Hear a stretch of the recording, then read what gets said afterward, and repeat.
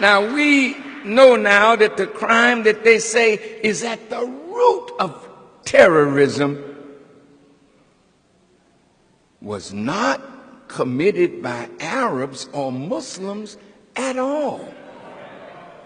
What did you say, Farrakhan?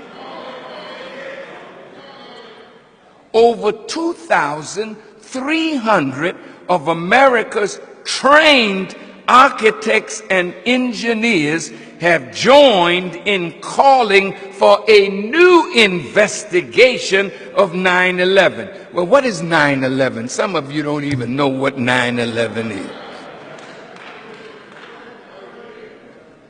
And that's really bad.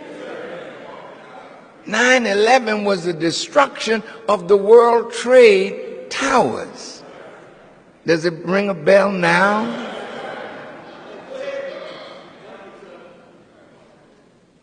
They say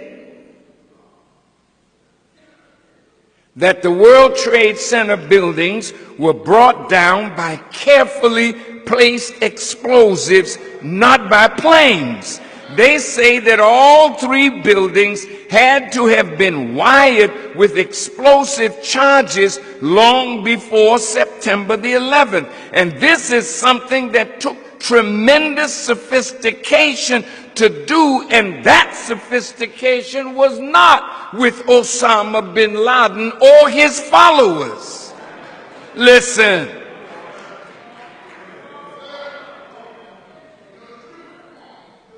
But if it was not Muslims, then who?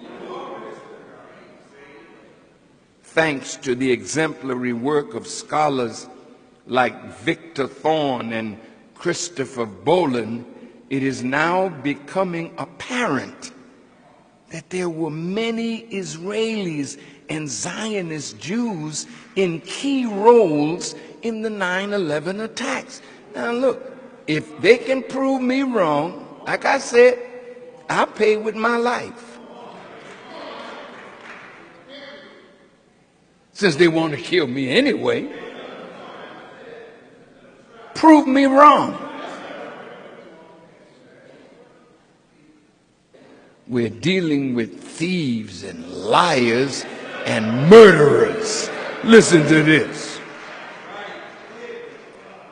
We know that many Israelis were arrested immediately after the attacks, but quickly released and sent to Israel. We know that the World Trade Center building was insured by its owner, Larry Silverstein, right before the attack, and in the insurance clause, there was a clause that if the building were damaged by terrorist acts, Mr. Silverstein would get paid. And guess what? Mr. Silverstein got $4.8 billion.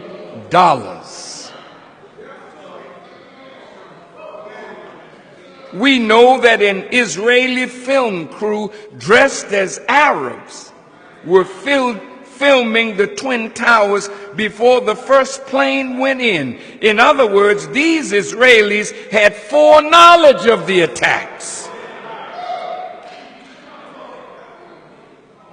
Now look, you say, but planes went in to these towers. Yes, they did.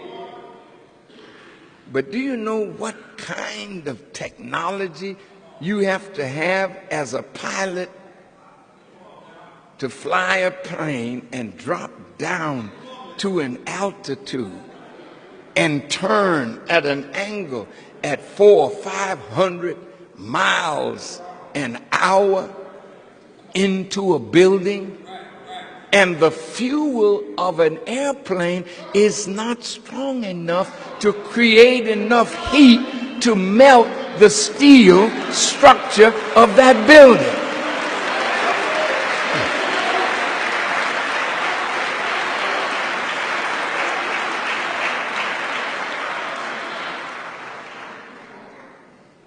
We know that many Jews received a text message not to come to work on September 11th. Who sent that message? that kept them from showing up. Within minutes of the attacks, Ehud Barak, the founder and master of the Israeli military's covert operation force, was in a London studio of the BBC blaming Osama bin Laden and calling for a war on terror.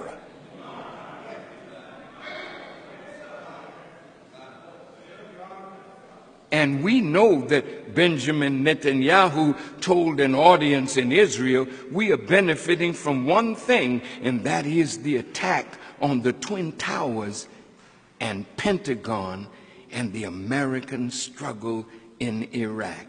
He added that these catastrophes and wars would swing the American public opinion in the favor of Israel.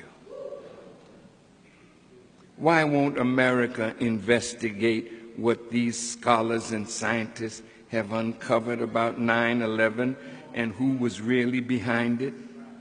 It now appears that 9/11 was a false flag operation, which is an attack by one country but made to appear like the attack came from another in order to start a war between them. Is this what friendship is?